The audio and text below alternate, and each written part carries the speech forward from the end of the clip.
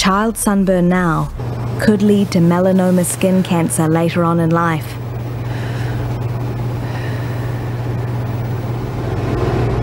Never let your child get sunburnt. The sun is an extraordinary object. It gives us light, warmth, and power. It's a source of energy that gives life to this world. Without it, our planet will shrink to a cold, empty wasteland. But let me tell you something. The sun is not your friend. It does not care about you. It will not tell you to go home when you've had too much. Despite its health benefits, it will still burn you, hurt you, and destroy you if you let it. When you're basking in sunlight at the beach, ultraviolet radiation is penetrating deep into your skin. It's like an invisible army banging on your defensive fortress. Give it enough time, it will break through and damage your DNA, cause gene mutations, and eventually give you skin cancer. Left untreated, you will die. Every time you step out into the sun, you're gambling with your life. Good afternoon, ladies and gentlemen. We are Team InfinityTek from New Zealand. I'm the group leader, Daniel, and these are my teammates, Ming, Jackie, and Mutu. We are a team of engineers and computer scientists with a common vision: to use our technical skills and knowledge to solve problems our society is facing. Skin cancer is one of the biggest health problems in the world. The World Health Organization estimates up to 3 million new cases each year. Countries such as Norway, Sweden, Switzerland, the United States, Australia, and New Zealand have some of the highest skin cancer incidents. We come from New Zealand. Every year, the number of people that die from melanoma skin cancer is almost the same as the road toll. To think that every day, somebody's mother is taken from them.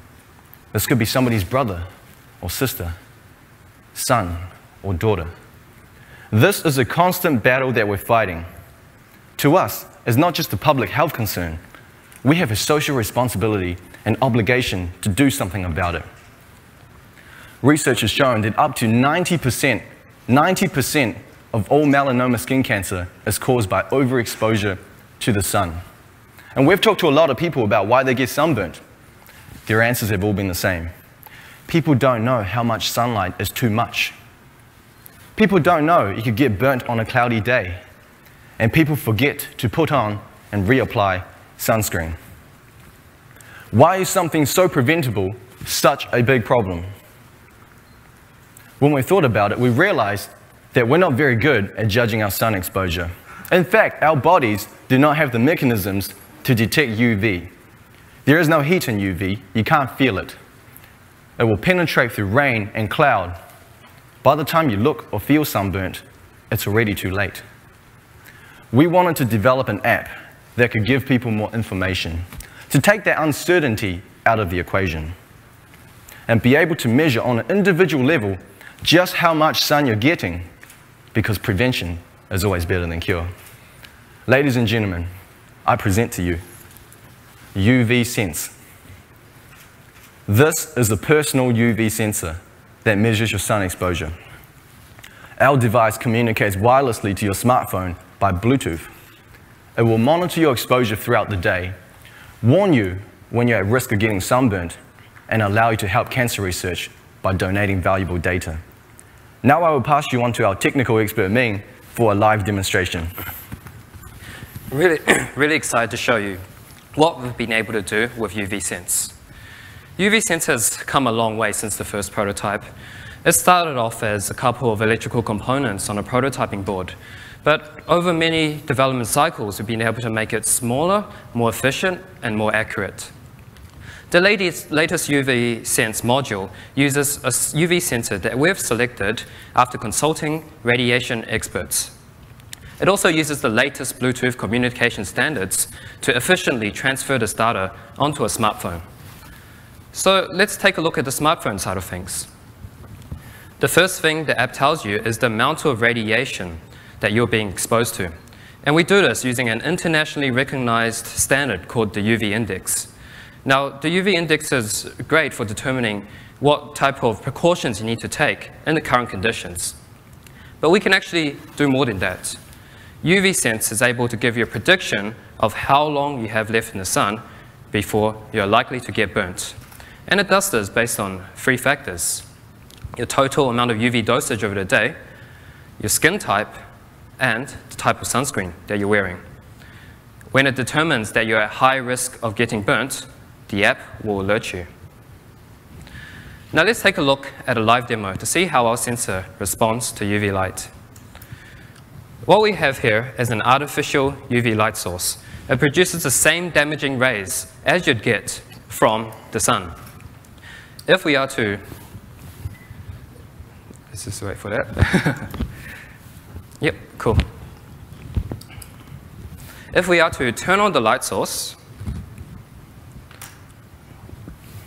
you can see that in a moment, our app will immediately respond and pick up this UV radiation. Now let's look at the prediction. So it's telling me that I've got 30 minutes remaining. And this value actually dynamically changes based on conditions. So if we were to turn off the light, this would be if I walked inside. You can see that immediately updates. So how does it take into account the personal factors? Well, the user can enter their skin type through the profile page. If they don't know what their skin type is, they can fill in a simple questionnaire, and the app would help them determine what it is. Similarly, with the sunscreen, the user can enter the sunscreen details, such as the SPF and the water resistance, or they can simply take the bottle and scan the barcode, and the app will enter this information in automatically. And when it determines that it's time to reapply sunscreen, again, it will alert you. I'm really looking forward to showing you more tomorrow at the hands-on session. For now, I'll pass you back to Daniel. We've had a lot of interest from cancer research on the data and information that Ming has told you about. We can also use the GPS information from the phone to create a world map of actual exposure. And for the first time, we can record people's exposure over many days, months, or even years. Information like this has never been collected before. By combining crowdsourcing and data philanthropy, we can give researchers and dermatologists greater insight into people's behavior. Our device is versatile. It can be worn as a wristband, built into a watch or sunglasses, or even clipped onto a hat or beach umbrella. We want to help as many people as possible. We're currently in discussion under NDA with a major sunscreen manufacturer over licensing options. With access to worldwide distribution channels and the support of a strong brand, we can reach out to millions of people. Our product is not only helpful to sunbathers, travelers, or anyone who spends time in the sun, but also to parents to help monitor their children's exposure levels. Research has shown that people with the highest risk are children and young adults. This is because they have the lowest awareness. We place so much hope in our children, our future, but are we doing everything we can to help them? Do you know that a single severe sunburn to a child can double the risk of skin cancer later in life? By using the latest technology, we can reach out to a younger generation. I like to think of life as a journey. And your success in that journey is about making the right decisions. When you're driving a car, your life is in your hands. If you take a corner too quickly, you might roll into a ditch. If you brake too late, you might crash into the car in front of you. The information you need comes from the signs and indicators around you. They are there to help you and guide you to make the right decisions. But when you're in the sun, where do you turn to for guidance? How can we make the right decisions without any indicators? We started this project because we believe we can make a difference. We've built a fully working prototype that's patent pending and are looking for business partners to continue the journey. UV Sense is the sign and indicator that people need. It will help people make better decisions and reduce skin cancer rates around the world. Thank you very much.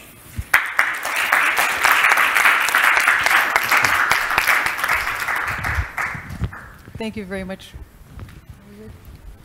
Thank you very much for your presentation. My name is Nanette Cutliff, and I'm with a financial institution in the U.S.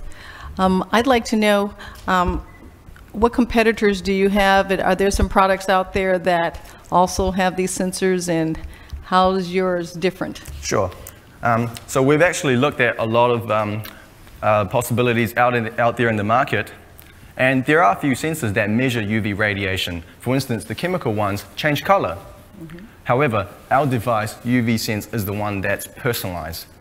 It takes into your personal skin tone color into the calculations to warn you on an individual basis when you're likely to get sunburned. And also, we've got information such as, we've got technology such as the smartphone.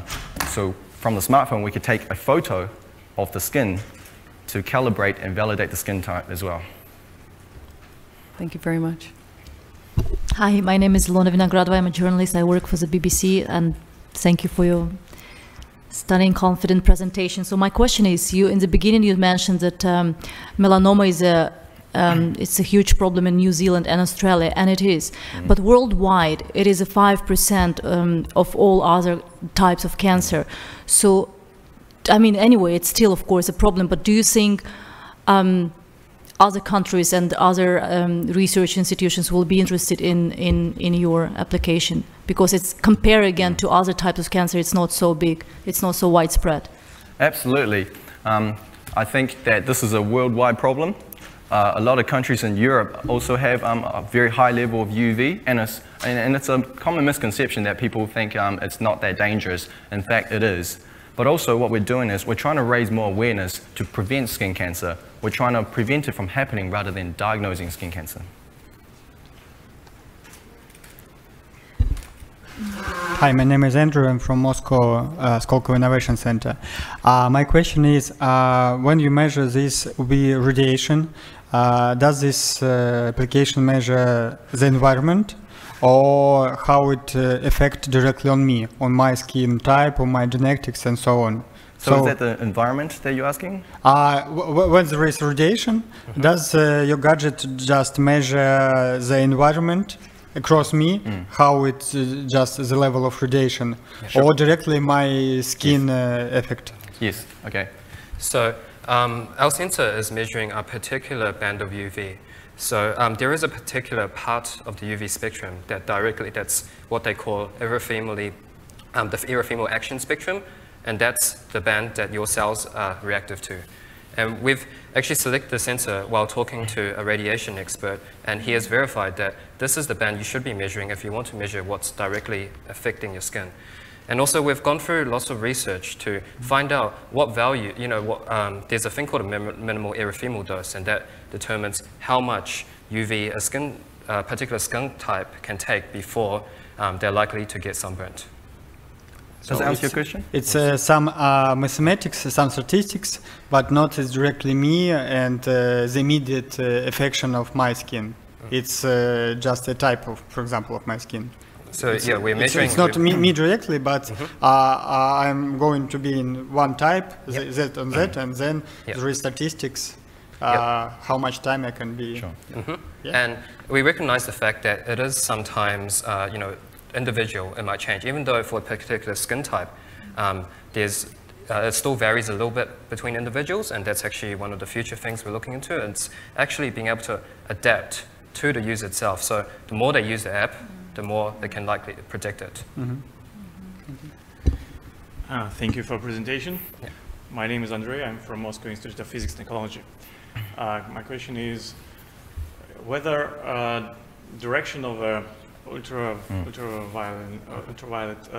rays actually matter for this sensor to measure intensity of these rays. And yes, it is directional, but we've actually put in couple of algorithms which are able to detect out some outliers, potential outliers. So, for example, if the user were to turn around from the sun for a bit, or maybe change the angle, we can take into account of that. Yeah, because if we're talking about caring for children, it's very difficult to find any specific place where we put this sensor. Sure. Yep. Because it runs very fast. Yeah, we understand that. So one of our focus is to make our product as small and versatile as possible. And right now we haven't finalized the final form factor at the moment. So we're not fully decided whether it's going to be a wristband or a clothing accessory that you clip on. We're still talking with a sunscreen manufacturer over the final form factor it might be.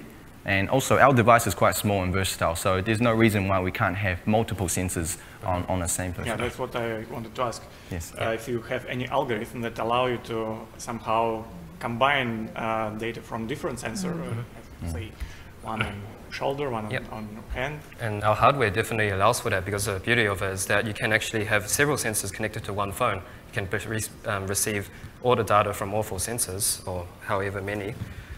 Yeah, we definitely can put something in that combines them. Okay, thank you. You're welcome. In the future, talking about placement of sensors, are you planning to create some type of algorithm that would tell me where I need to place them, depending on the activity? Because if I'm out doing sports, that might be that might be one thing. If I'm sunbathing, that could be something else, and where I am in the world might matter too. Sure. So, is there something to accommodate me being in Africa versus in San Francisco? Sure. I think the solution to that is a variety of different form factors. So maybe for on the beach, it might just be a small device that you just put next to you. But maybe if you're jogging, you might need a wristband, something that you could wear and move at the same time.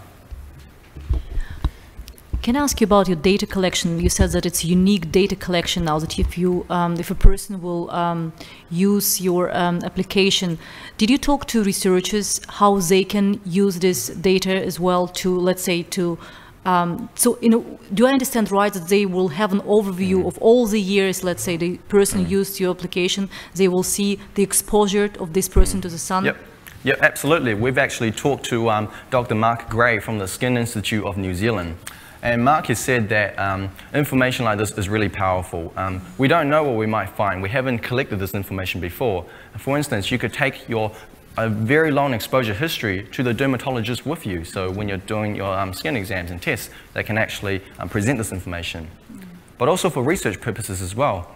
The individual information is good for the individual, but we're hoping to bring out into research purposes for academic institutions to identify trends in people's behavior. And how accurate is your sensor? Sure.